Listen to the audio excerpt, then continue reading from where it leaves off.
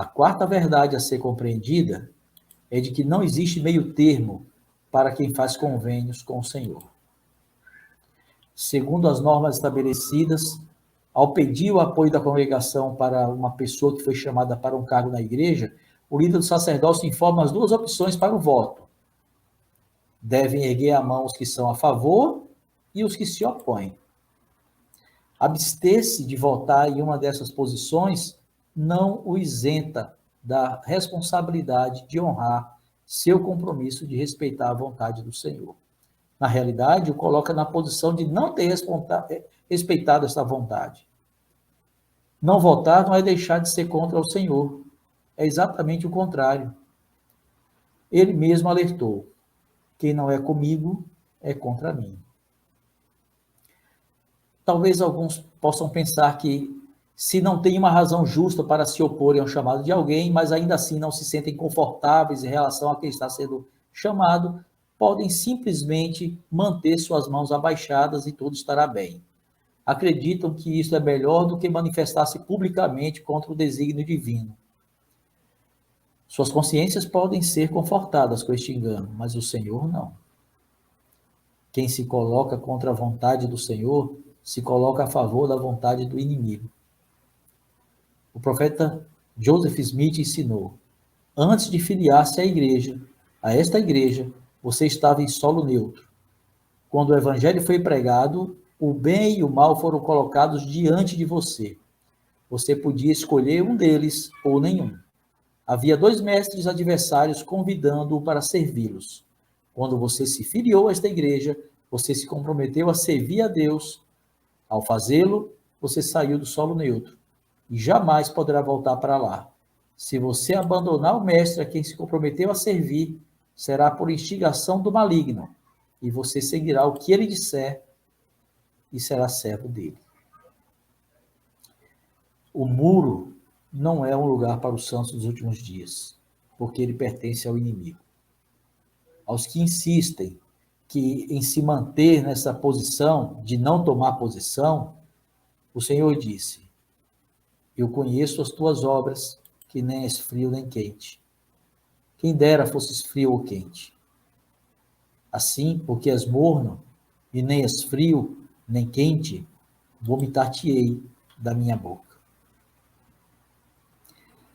A quinta verdade a ser compartilhada e compreendida é que o que fazemos em nome do Senhor tem repercussões eternas e por isso não podemos fazê-lo levianamente.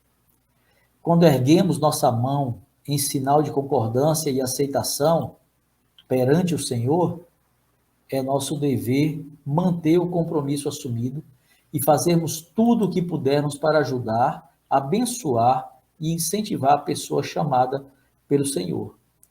Declaramos nossa crença em sermos honestos e verdadeiros. Erguer a mão publicamente e negá-la em particular é prestar falso testemunho. O presidente George Albert Smith ensinou: espero que todos vocês se deem conta de que este é um privilégio sagrado.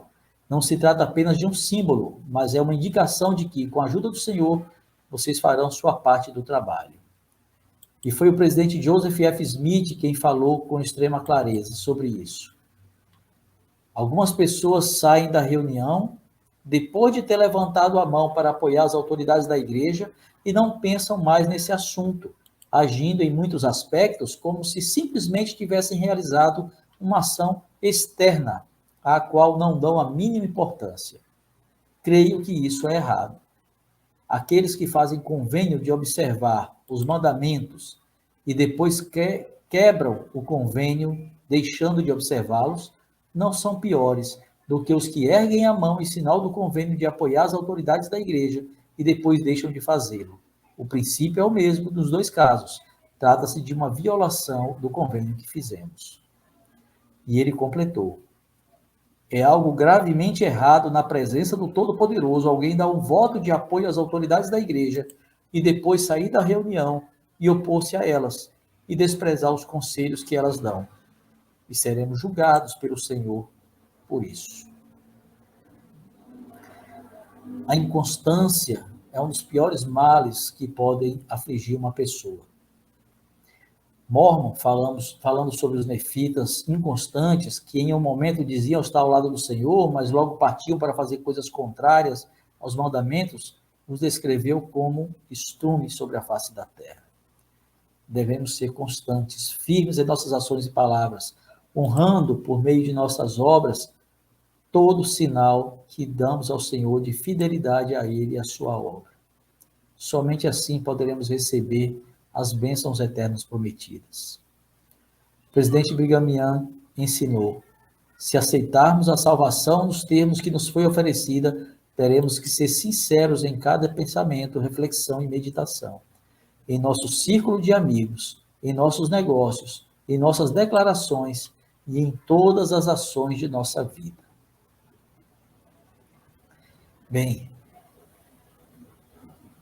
eu quero concluir dizendo que os santos dos últimos dias sabem que Jesus Cristo é o cabeça de a Igreja de Jesus Cristo dos santos dos últimos dias. Sendo essa sua igreja, ele chama profetas e apóstolos que, por sua vez, chamam os 70. Os apóstolos 70 chamam os presidentes de estaca, que chamam os bispos, que chamam os líderes e todos que servem nas alas. Essa sequência garante que a revelação e a autoridade do sacerdócio são os responsáveis finais pelos chamados da igreja. A fé precede o apoio, ensinou o elder Ulisses R. Soares. Sem fé, não é possível fazer o convênio com o Senhor de apoiar, sem reservas, aqueles que ele escolheu para servir em sua obra. Sem fé, não é possível confiar naqueles que fazem os chamados. Sem fé, não é possível confiar naqueles que são chamados.